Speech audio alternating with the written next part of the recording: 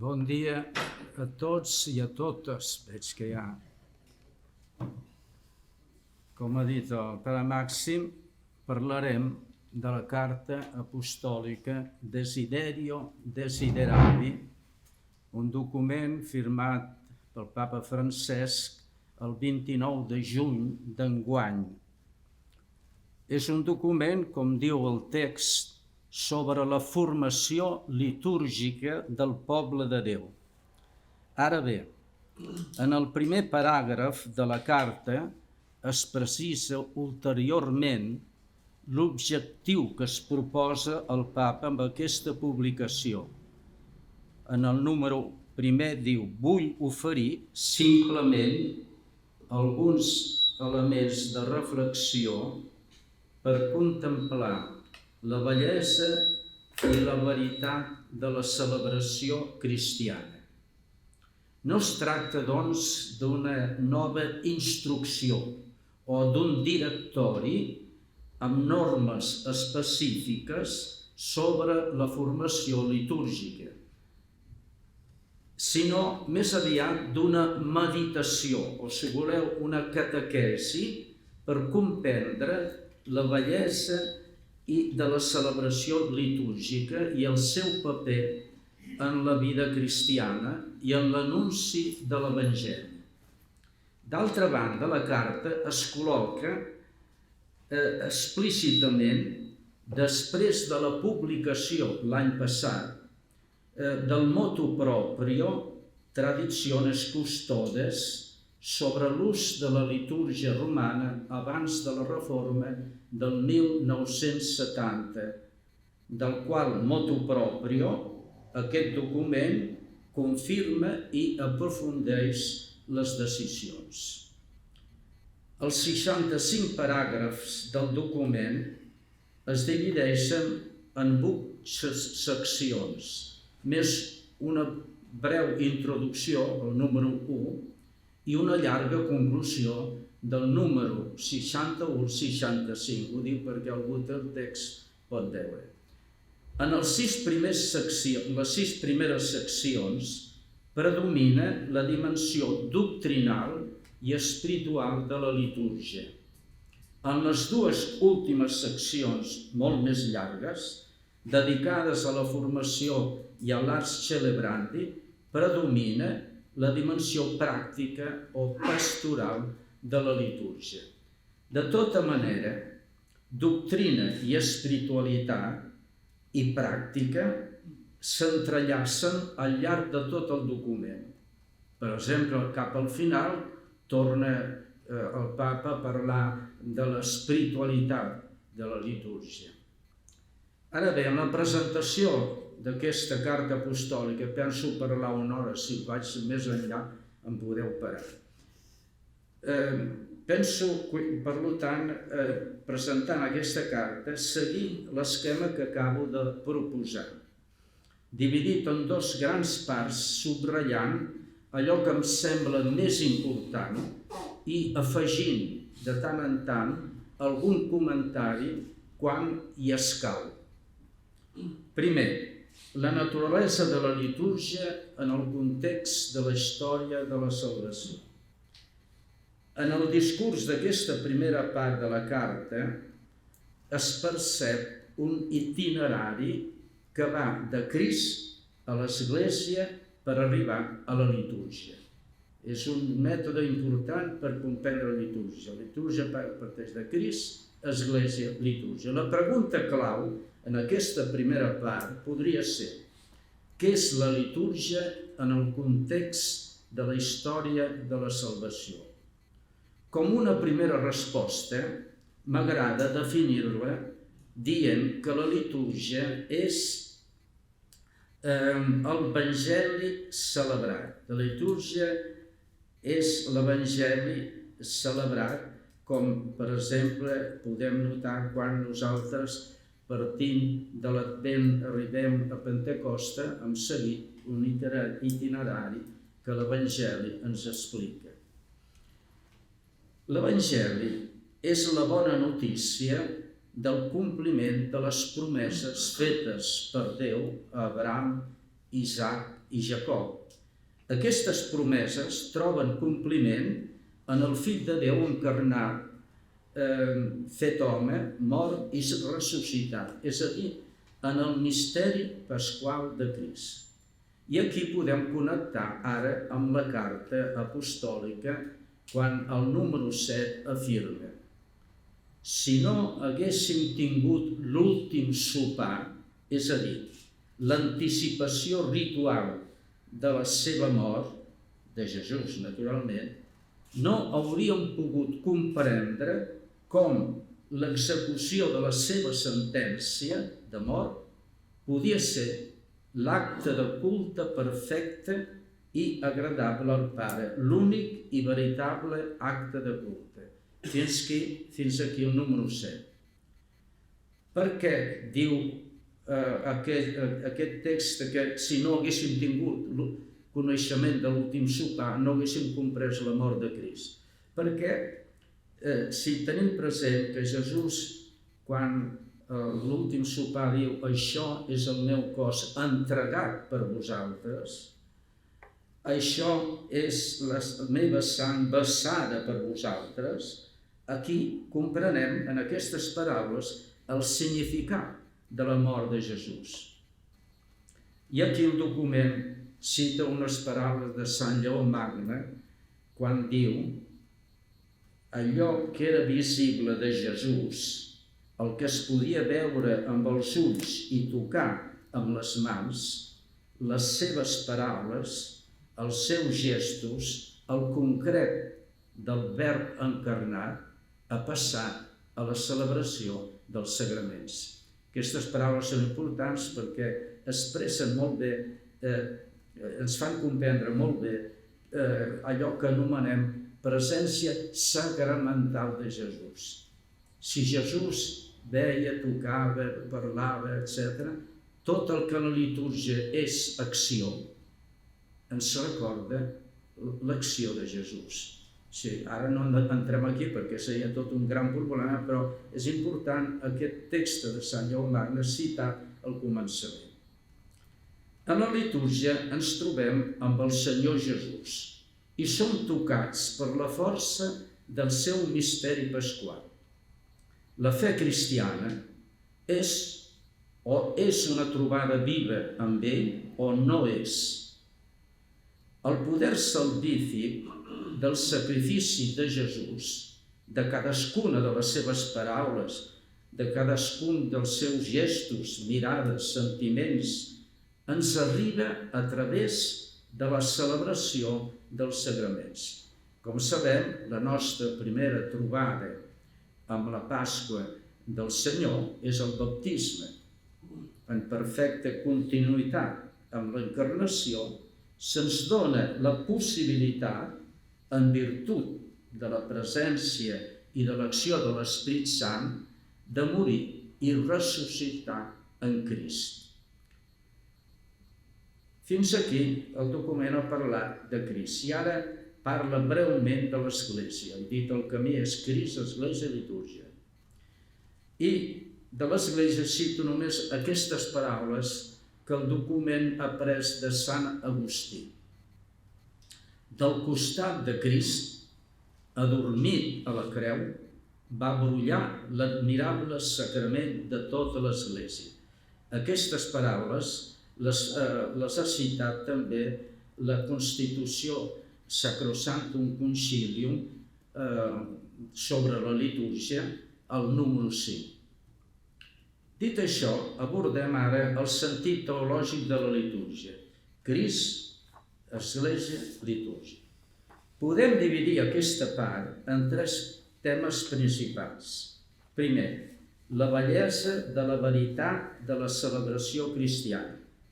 Segon, els perills que poden desfigurar-la. I tercer, l'ensurt o sobresalt davant el misteri.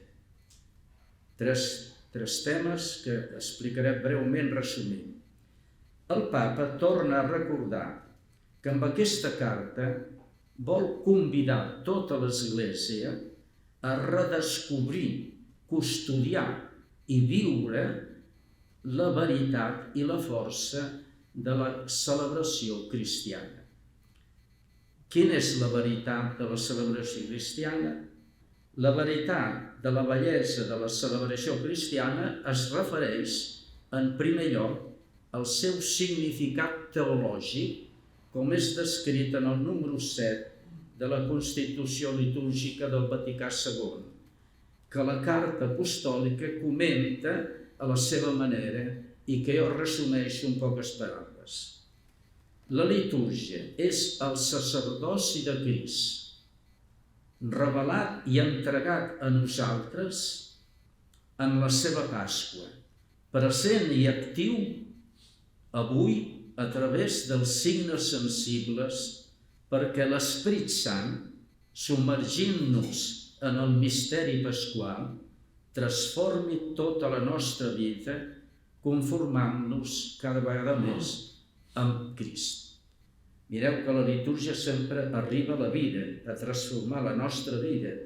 No és una cerimònia només, és alguna cosa que ha d'arribar a transformar la pròpia vida.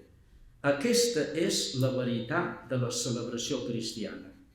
Ara, segon, quins són els perills que la poden desfigurar? En primer lloc, una comprensió superficial o reductiva del seu valor, o pitjor encara, la seva instrumentalització al servei d'alguna visió ideològica, sigui quina sigui. En segon lloc, pot desfigurar la litúrgia. En segon lloc, el papa cita dues tentacions, de les quals ell ha parlat moltes vegades en els seus documents des del començament. El gnosticisme, que redueix la fe cristiana a un subjectivisme que tanca l'individu en la immanència de la seva pròpia raó o dels seus sentiments, i el neopelagianisme, que anul·la el valor de la gràcia per confiar només en les pròpies forces. La litúrgia pot ser desfigurada si cau en aquestes tentacions. Ara em ve ganes de fer alguna aplicació pràctica. Per exemple, aquells que s'inventen la litúrgia no se n'adonen compte que estan confiant massa en les pròpies forces d'inventar i, per tant, estan desfigurant la litúrgia. La litúrgia pot ser desfigurada si cau, per tant, en aquestes dues tentacions. Però, ben compresa, la litúrgia és un antídot eficaç contra aquestes mateixes tentacions, contra el subjectivisme del agnosticisme, la celebració litúrgica, que no pertany a l'individu, sinó a la comunitat. La celebració litúrgica ens purifica, proclamant la gratuïtat del do de la salvació. Finalment, un altre perill que pot desfigurar la litúrgia és la recerca d'un esteticisme ritual que es complau només en la cura de la formalitat exterior d'un ritu, o es satisfà amb una escrupulosa observança de les rúbriques.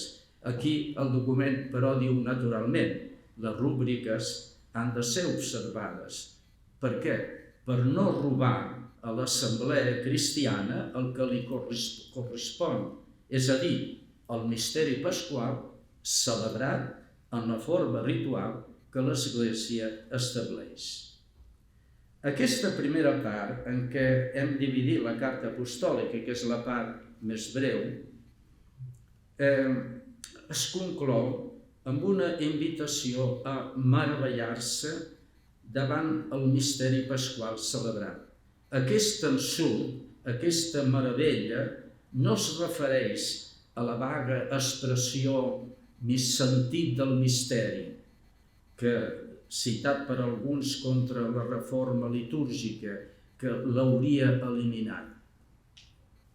D'ensurt o sobresalt del que el Papa parla no és una espècie de desorientació davant d'una realitat fosca o un ritu enigmàtic, sinó que és tot el contrari.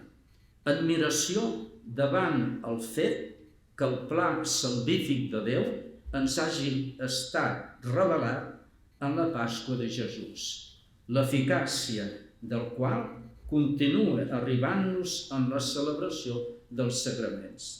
Per tant, podem dir que la litúrgia és l'avui de la història de la salvació. Alguna part del document ho diu el Papa, ara no. Aquí ho cito fora de context. Si la Reforma hagués eliminat aquest sentit del misteri del qual alguns parlen, més que una acusació seria un mèrit, perquè això, el cristianisme no és un misteri amagat que hem de trobar, és un misteri revelat, que queda misteri sempre queda la distància entre nosaltres i Déu. Quan l'ensurt és veritable, no hi ha cap risc que no es percebi l'alteritat de la presència de Déu. Una de les acuses a la Reforma és que Déu es queda fora de la litúrgia, l'important és el nostre col·loqui, Si hi ha una autèntica fe que percep, que veu el misteri que es celebra, no hi ha cap perill de perdre aquesta presència de Déu. La bellesa, com la veritat, sempre genera admiració, emoció, i quan es refereix al misteri de Déu, condueix a l'adoració. S'atribueix a Plató, aquella famosa afirmació que després l'escolàstica ha pres, pulcritudo, ho dic en llatí, després ho traduïm, pulcritudo és splendor veritatis. La bellesa és l'esplendor de la veritat. Així cal entendre la bellesa de la litúrgia. Com a conseqüència, després hi ha la bellesa de les coses exteriors de la litúrgia. Aquells que es posen un alba que sembla una camisa de dormir, etc. i altres coses així. Això també té la seva importància, però ara no en parlem d'això. La segona part, més llarga, la dediquem a dos temes: la necessitat de la formació litúrgica i l'art de celebrar. En aquesta segona part del document hi ha dues seccions. La primera, com he dit, sobre la formació litúrgica, va del número 27 al 47, i la segona part, l'Ars Celebrandi, que va del 48 al 60. Primer, iniciant la primera secció dedicada a la formació, el Papa es pregunta com recuperar la capacitat de viure plenament l'acció litúrgica. I més endavant, en el número 31, citant la Constitució litúrgica del Vaticà II, número 10, afirma: si la litúrgia és la cimera a la qual tendeix l'acció de l'Església i a la vegada la font d'on brolla tota la seva força, es comprèn bé el que està en qüestió, en joc en la qüestió litúrgica. Aquí val la pena llegir la següent part d'aquest número 31. Llegeix: seria banal llegir les tensions desgraciadament presents al voltant de la celebració com una simple divergència entre diferents sensibilitats sobre una forma ritual. La problemàtica és, en primer lloc, eclesiològica. No veig, diu el Papa, com es pot dir que es reconeix la validesa del concili i no acceptar la reforma litúrgica nascuda de Sacrosanctum Concilium, que expressa la realitat de la litúrgia en íntima connexió amb la visió d'Església descrita admirablement a la Constitució Lumen Gentium del Vaticà II. I continua el papa, i acabo citant aquest text. Per això, com he explicat a la carta enviada a tots els bisbes quan va publicar el motu proprio Traditionis Custodis, em sento en el deure d'afirmar que els llibres litúrgics promulgats pels sants pontífex Pau VI i Joan Pau II, en conformitat amb els decrets del Vaticà II, són l'única expressió de la lex orandi del ritu romà. Això ho diu el papa perquè es havia dit que tant la litúrgia abans del 1970 com l'actual eren pràcticament l'expressió de la lex orandi de l'Església. Aquí, gràcies a Déu, ha sigut la cosa més clara. La no acceptació de la reforma, així com una comprensió superficial de la mateixa, no afavoreix trobar les respostes apropiades a la pregunta com podem créixer en la capacitat de viure plenament l'acció litúrgica. Necessitem, per tant, una formació litúrgica seriosa i vital. Seguidament, la Carta Apostòlica distingeix i analitza els dos aspectes d'aquesta formació litúrgica, dos aspectes íntimament relacionats. La formació per a la litúrgia, o sigui, una formació per participar a la litúrgia, i una formació a través de la litúrgia. Celebrant, si celebrem bé, ens formem en ordre a celebrar millor. La formació per a la litúrgia ha d'anar més enllà, diu el document, de l'àmbit acadèmic, que des de temps és pròsper. Hi ha acadèmies universitàries de litúrgia, moltes revistes, hi ha molts professors de litúrgia, etc. Aquest punt de vista, o sigui, l'àmbit acadèmic ha tingut èxit, però el papa diu que hem de trobar formes accessibles a tots els fidels, en manera que adquireixin la capacitat de comprendre els textos de les oracions, el dinamisme ritual i el seu valor antropològic. Però el coneixement que prové de l'estudi és només el primer pas per poder entrar en el misteri celebrat. A aquest propòsit, hi ha una iniciativa a Itàlia, ho he sabut fa poc perquè m'han demanat de participar-hi, de formació dels fidels, de tots els fidels, a través d'un curs donat per online. En aquest curs els professors, perquè he comprès, donen un servei gratuït perquè és una empresa sense lucre, però això va dirigit a tots els fidels laics, ells i elles, i sobretot els ministres instituïts, lectors o acòlits. Per tant, hi ha aquesta iniciativa a Itàlia, que crec que ve de Catània, a Sicília. És una iniciativa en aquest sentit de formar tota la comunitat cristiana per una comprensió adequada de la litúrgia. Però el coneixement que prové de l'estudi és només el primer pas per poder entrar en el misteri celebrat.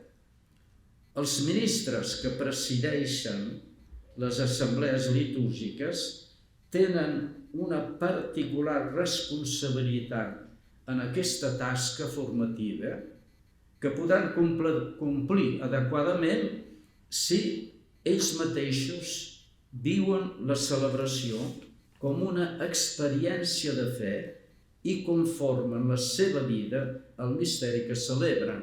Recordem, quan els que som preveres aquí, que quan ens hem ordenat ens han dit això, que la nostra vida sigui conforme al misteri que celebrem. Aquí el document cita el text de l'ordenació presbiteral.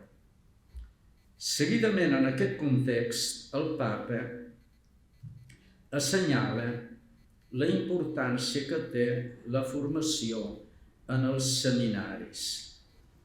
A més de l'estudi, diu, els seminaristes han de tenir l'oportunitat d'experimentar celebracions exemplars del punt de vista ritual que permetin viure una veritable comunió amb Déu. Llegeixo aquestes paraules del número 39. Aquesta experiència és fonamental perquè una vegada siguin ministres ordenats puguin acompanyar les comunitats en el mateix camí del coneixement del misteri de Déu. Jo m'he trobat alguna vegada en capellans o en cleratians també que s'havien ordenat i no sabien res de moltes coses fonamentals i per tant per ells la celebració. Quants capellans una vegada ordenats han llegit l'ordenament general del missal romà que està al principi? M'he trobat un que va anar a celebrar, potser també n'hi ha algun, va anar a celebrar la missa a una capellania de monges i va trobar l'ermit que es parla. I no sabia si era un mocador o què era allò, no sabia. És un detall tonto, no és que és important, l'ermit i el símbol s'usen només si són necessaris. Però vull dir, la ignorància total. Si has de presidir la celebració eucarística, llegeix la introducció estupenda perquè és doctrina, pastoral, espiritualitat. No és tan difícil. I ara passem a la formació litúrgica des de la mateixa litúrgia o a través de la litúrgia, que és la que ocupa més espai a la carta apostòlica. El coneixement del misteri de Crist no consisteix en una assimilació mental d'una idea, sinó en una real implicació existencial amb una persona, amb Crist. És necessària aquesta formació intel·lectual, però si ens quedem allí, la litúrgia no entra dins de nosaltres. Aquesta implicació existencial en Crist té lloc en continuïtat i coherència amb el mètode de l'encarnació per via sacramental. La litúrgia està feta de coses, no d'abstraccions espirituals. Pa, vi, oli, aigua, sons, llumes, cera, silencis, etc. Es podria continuar. Podem dir que és tota la creació la que és assumida per posar-la al servei de la nostra trobada amb el misteri de Crist. La reforma litúrgica ha sigut necessària, però no és suficient.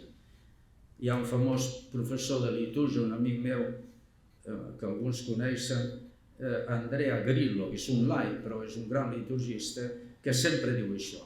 I té raó i el document ho aprova. La reforma litúrgica, una vegada feta, si ens quedem així, no serveix per res. Es requereix una formació que eduqui a celebrar-la. En aquest context es recorda que justament Romano Guardini afirmava que la primera tasca de la formació litúrgica consisteix en que puguem tornar a ser capaços de símbols, de llegir els símbols, cosa en què l'home modern és analfabet. No tenim la sensibilitat de Francesc d'Assís, que dirigia la mirada al sol i l'anomenava germà. Es tracta de recuperar la capacitat de plantejar i comprendre els símbols de la litúrgia. Com podem tornar a llegir els símbols de la litúrgia i viure'ls? La lectura simbòlica no és una qüestió de coneixement mental, adquisició de conceptes, és una experiència vital. Si les coses creades són part irrenunciable de l'acció sacramental, aleshores, si són canals de gràcia, ens hem de situar davant de les coses de la creació amb una mirada nova, no superficial, respectuosa, agraïda. Quan un va, jo recordo, vaig una vegada beneir un matrimoni d'un metge de la clínica on era capellà i vam anar a una església d'aquestes on se celebren els matrimonis. Em vaig trobar amb un calze que era porc, que es veia que no l'havia netejat. Els instruments de la celebració, mig estripada l'alba que em van donar, això és no tenir respecte de les coses de la celebració. No és riquesa, és encara coses pobres però netes, dignes. I a algunes comunitats nostres passa també això, i ho dic per experiència. Voldria comentar aquesta greu afirmació segons la qual l'home modern és analfabet en la lectura dels símbols. Aquesta afirmació és de Romà Guardini, però la carta apostòlica la fa seva. Es tracta d'un tret de la nostra cultura.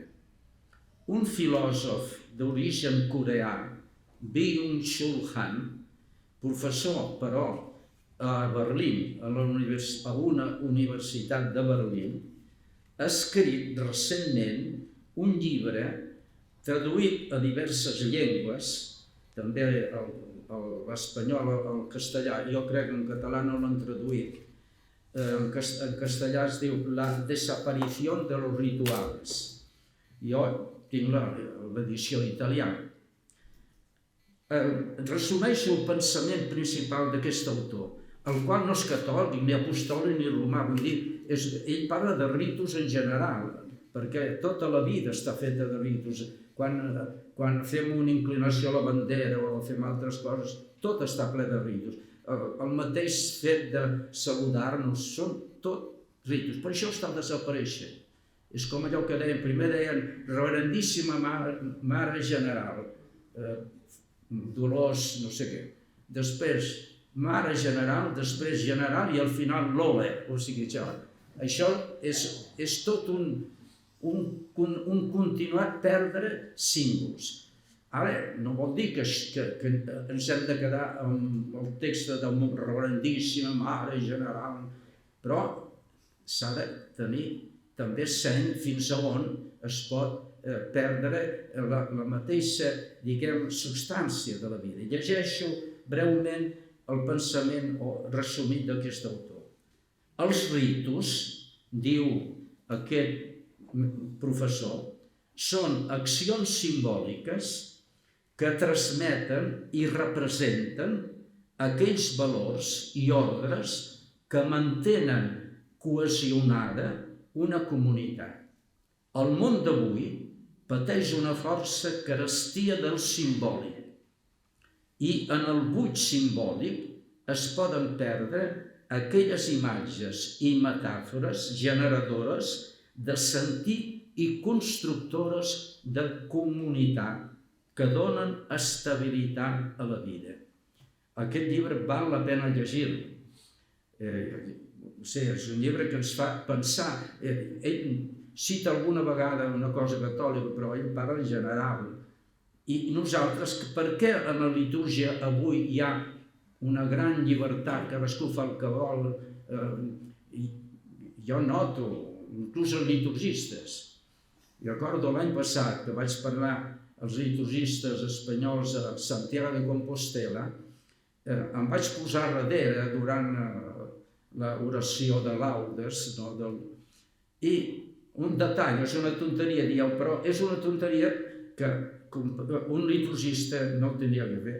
Doncs el Magnificat o el Benedictus es fa la senyal de la creu i ho diuen les normes que molts no han llegit, que està en el primer volum de la litúrgia de les hores.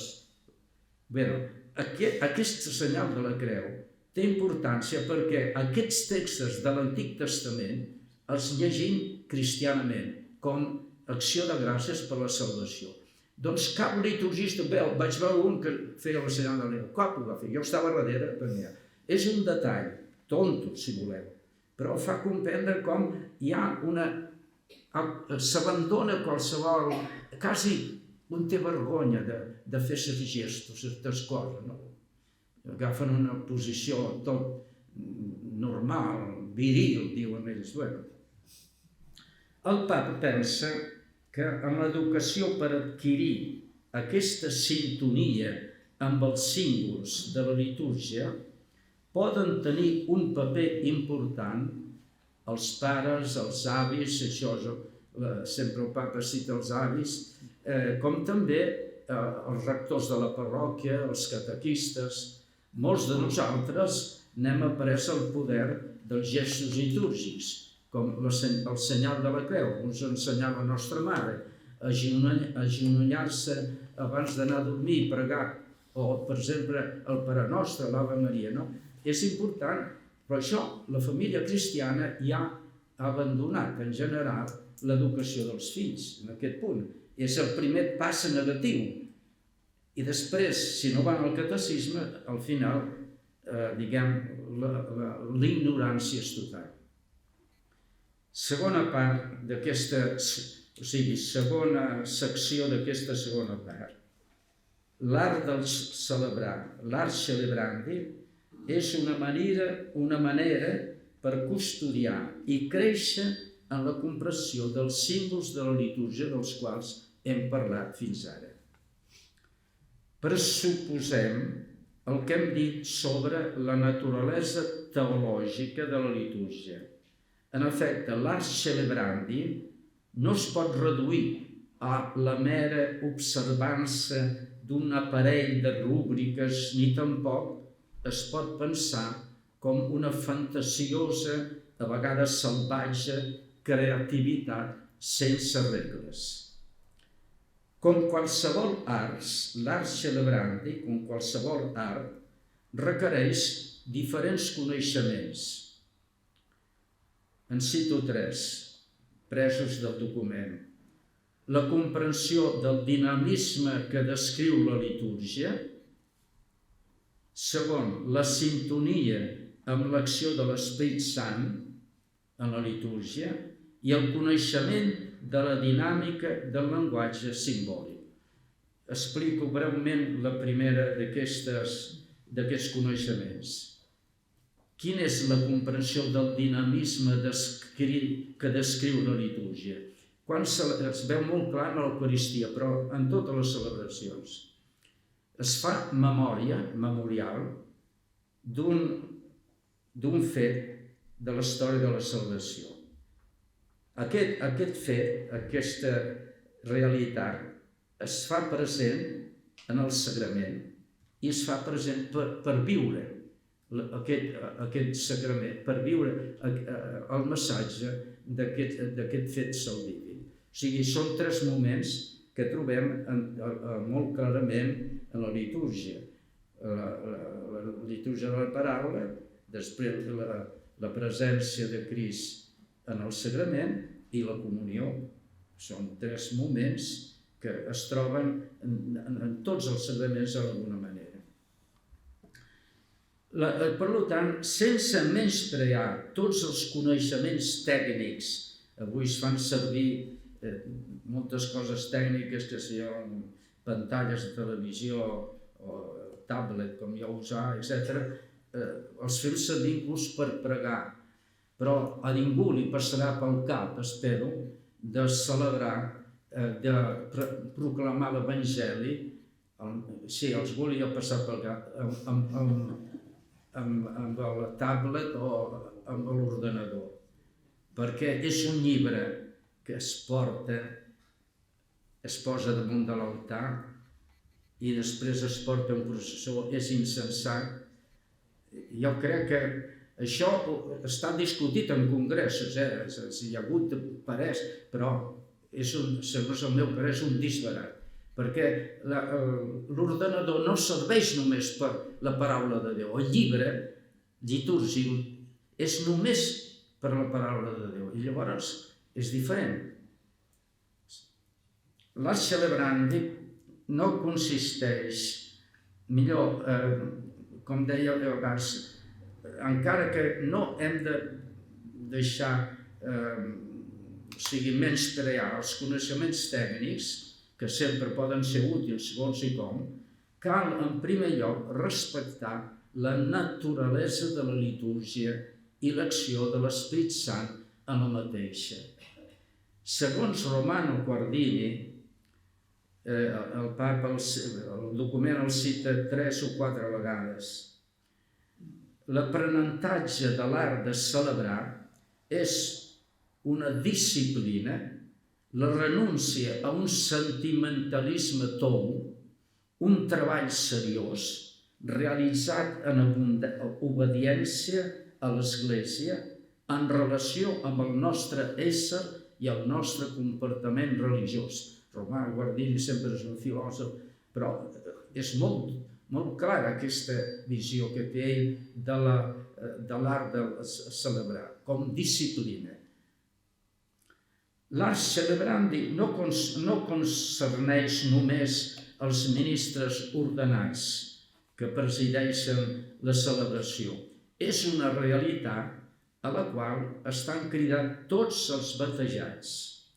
La litúrgia ens ofereix gestos i paraules que posen ordre en el nostre món interior, fent-nos experimentar sentiments, actituds, comportaments.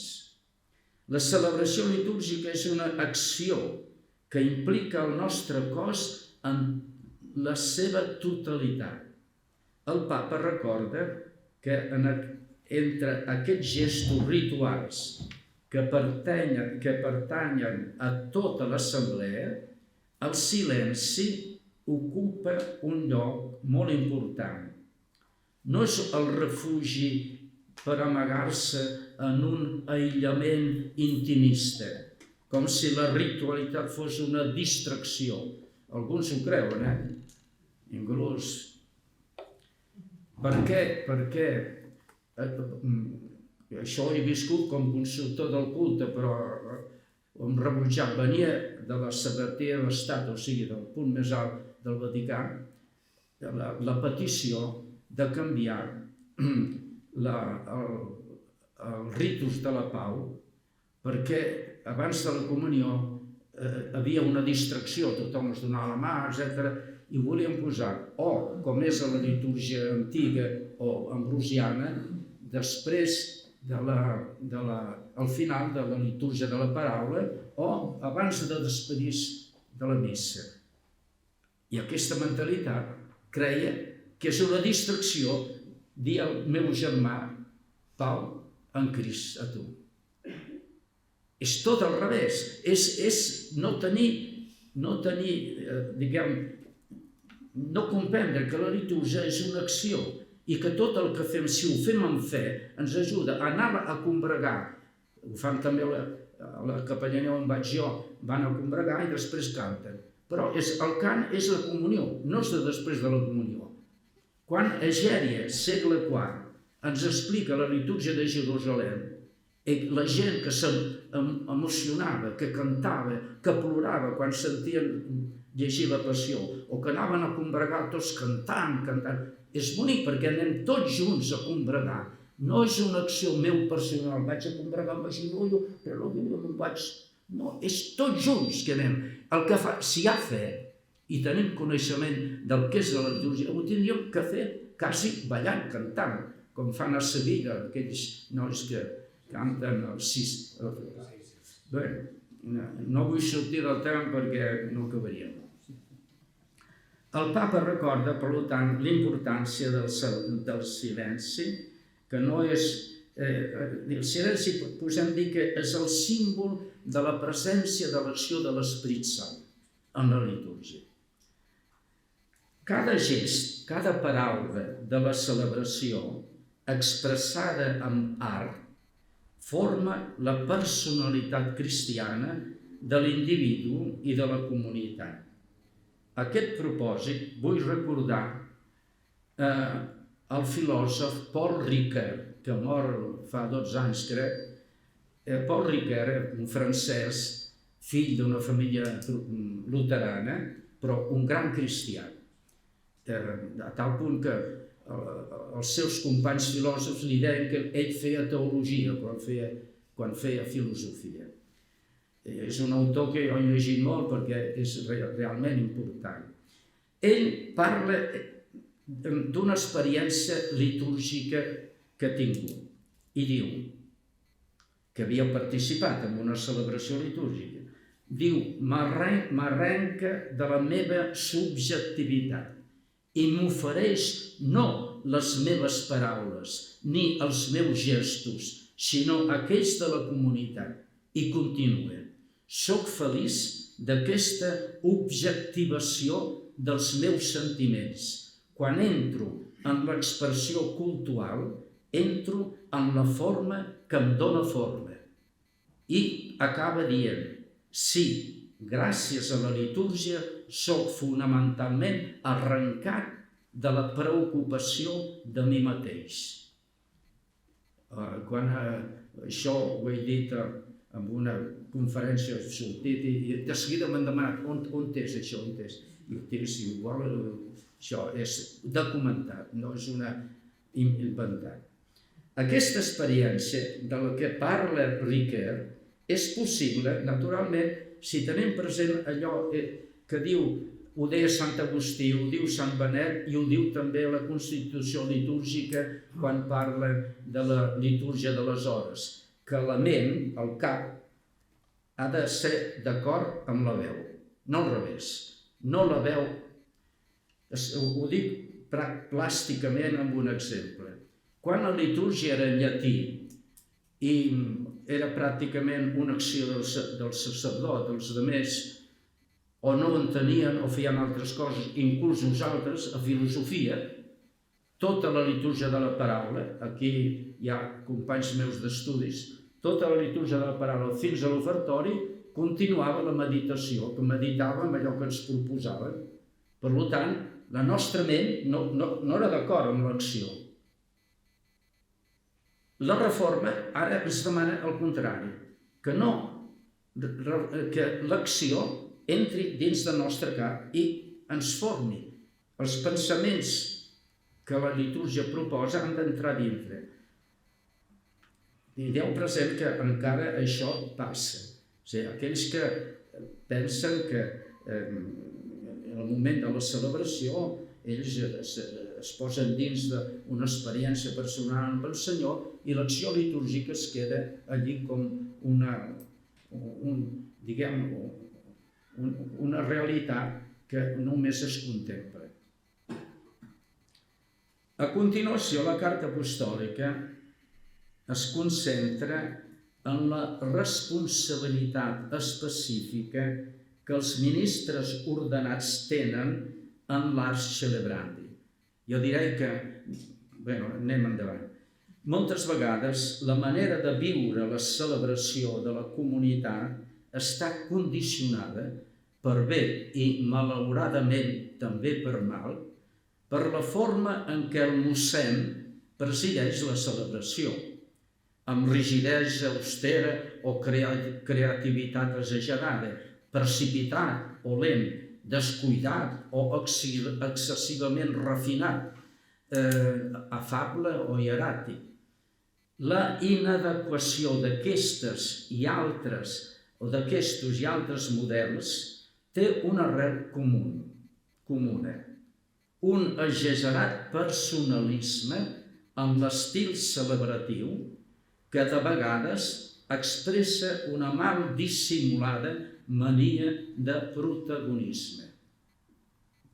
A propòsit, noto que la litúrgia fa el que diu, no diu el que fa. A veure, aquest joc de paraules, que no està en el document, aquestes paraules, això és un comentari meu, però està a l'esperit del document. Això és. La litúrgia és una acció sagrada. Quan el número 7 de Constitució Litúrgica diu que la litúrgia és una acció sagrada per excel·lència. Per tant, l'acció és el punt de partida. O sigui, els que creuen que primer és el dir i després el fer, aleshores què fan?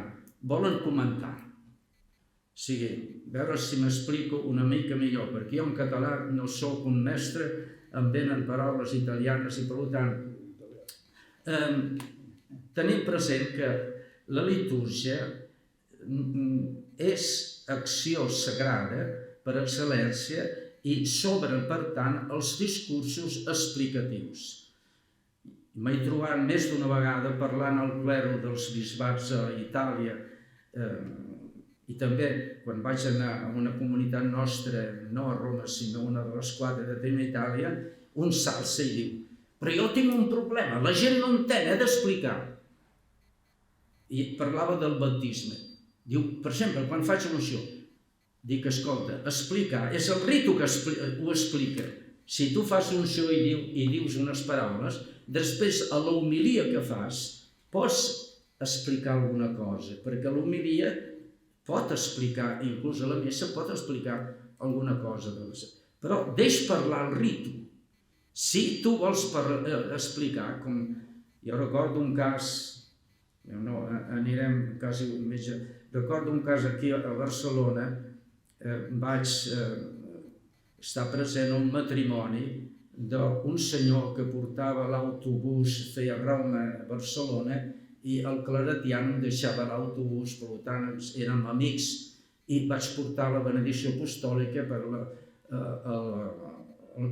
matrimoni de la seva filla. Va presidir la celebració, va beneir el matrimoni un liturgista famós que mor, crec que ja a Barcelona. Cada 2 per 3 explicava. Quan al final de la missa jo vaig posar a l'altar per llegir el missatge del papa, doncs després els novis em van dir, quan vam veure que pujaves vam dir un altre sermó, però menys mal que era breu. O sigui, veus, la gent comprenia que massa sermons. No és el moment, la litúrgia, per explicar-la. La litúrgia s'ha d'explicar per si mateix, s'obren els discursos explicatius. D'altra banda, no funcionen els tentatius de convertir els ritus en extravagants. Per exemple, celebrar amb paraments barrocs en llatí o, d'altra banda, amb el nas de clau i música pop. Són coses que s'han fet. Es tracta d'iniciatives rituals oposades, però amb la mateixa matriu, la il·lusió que el problema són els ritus que proposa el llibre litúrgic. La solució canvia segons els gustos personals. Alguns prefereixen fugues retro cap enrere, cap a l'edat mitjana, cap al barroc, el que sigui, i altres arrabats cabaretístics, però són solament 2 costats de la mateixa medalla. Alguns se'n riuen d'aquests que celebren estil medieval, etc., i ells celebren també com volen, i per tant és la mateixa medalla vista de l'altra banda. Un senyor cardenal, no passaré de l'hora, encara tenim alguns minuts, un senyor cardenal ha escrit que en el temps del Covid-19, llegeixo el que ha escrit ell, molts sacerdots han descobert la celebració de l'Eucaristia sense la presència del poble. D'aquesta manera, diu ell, han experimentat que la litúrgia és principalment i sobretot el culte a la majestat divina. I continua i acaba.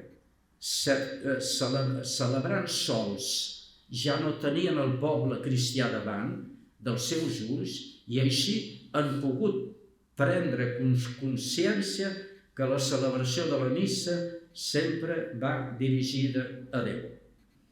Això ja ho he criticat al meu blog i sé que he arribat amunt i he arribat bé, perquè això certament aquest purpurat vol justament que els sacerdots comprenguin i visquin això que celebren. Però sorprèn aquesta exaltació de la celebració eucarística sense la presència del poble. Observo que el catecisme de l'Església Catòlica, entre altres noms donats a l'Eucaristia, cita el nom d'assemblea eucarística, sinaxis. O sigui, l'Eucaristia és definida com una assemblea. En si mateixa és una assemblea de fidels, que és expressió visible de l'Església. Per tant, exaltar una celebració personal de l'Eucaristia sol el sacerdot és completament fora de lloc. El servei dels ministres no s'ha d'entendre com separat, ni com per sobre de tota l'assemblea, sinó que s'ha d'entendre en una visió unitària i global. En l'Església reunida, que celebra, cadascú intervé segons diferents rols. El sacerdot que ha de celebrar per comprendre, que ha de celebrar sol, per comprendre el significat de l'Eucaristia, no ha entès el significat del seu sacerdoci, que és ministerial. El ministeri ordenat en la comunitat i davant la comunitat no existeix com una estructura paral·lela respecte a la ministerialitat d'alguns i a la participació de tots. És just distingir el paper del ministre ordenat o del no ordenat. És just i necessari, però alhora cal subratllar la unitat de l'acció ritual. Ara estem tots parlant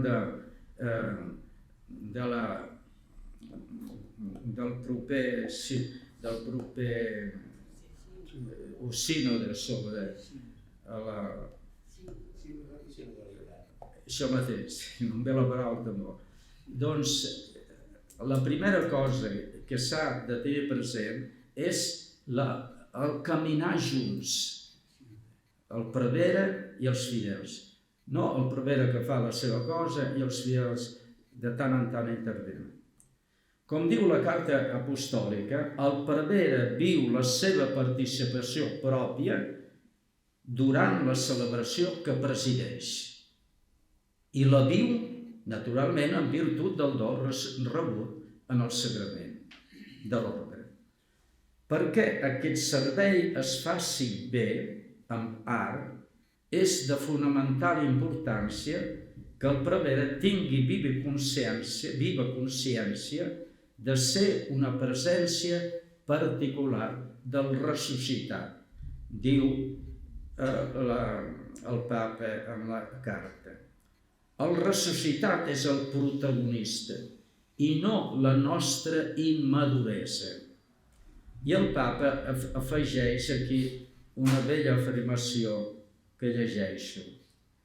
Presidir l'Eucaristia és submergir-se en el forn de l'amor de Déu. Quan es comprèn, o almenys s'intueix aquesta realitat, certament ja no necessitem un directori que ens dicti el comportament adequat. I seguidament continua. Convertits en instruments perquè cremi a la terra el foc del seu amor, custodiats a les entranyes de Maria Verge feta església, com cantava Sant Francesc, els preveres es deixen modelar per l'esperit que vol dur a terme l'obra que va començar en la seva ordenació. Fins aquí el número 59 del document. El prevere que presideix no s'asseu en un tro, no roba la centralitat de l'altar, que és signe de Crist, no pot presumir de si mateix pel ministeri que se li ha confiat. No pot dir, preneu i mengeu-ne tots, que aquest és el meu cos entregat per vosaltres, i no viure ell mateix, diu el Papa, d'oferir el seu propi cos, la seva pròpia vida, pel poble que se li ha confiat. Aquestes paraules fortes i clares que ens interpel·len i ens fan comprendre que la litúrgia, ben compresa, ben celebrada, ben viscuda, és la font de l'espiritualitat sacerdotal com ho és de tots els batejats. En la conclusió, el Papa col·loca tot el que s'ha dit, en cert sentit, en el context de l'any litúrgic i de la celebració dominical. En el número 63 diu, ja en la conclusió, us convido a redescobrir el sentit de l'any litúrgic i del dia del Senyor. I tanca el document convidant a abandonar les polèmiques i a mantenir la comunió. Naturalment, aquí es refereix a aquesta polèmica entre els que no accepten la reforma litúrgica i celebren com abans del concili i els altres. Com hem vist, i acabo, la carta apostòlica Desiderio Desideravi no és un tractat jurídic o disciplinat ple de normes i rúbriques. És una veritable i adequada síntesi d'això que és la litúrgia en la vida de l'Església i de cadascú de nosaltres. Gràcies per haver-me escoltat i perdoneu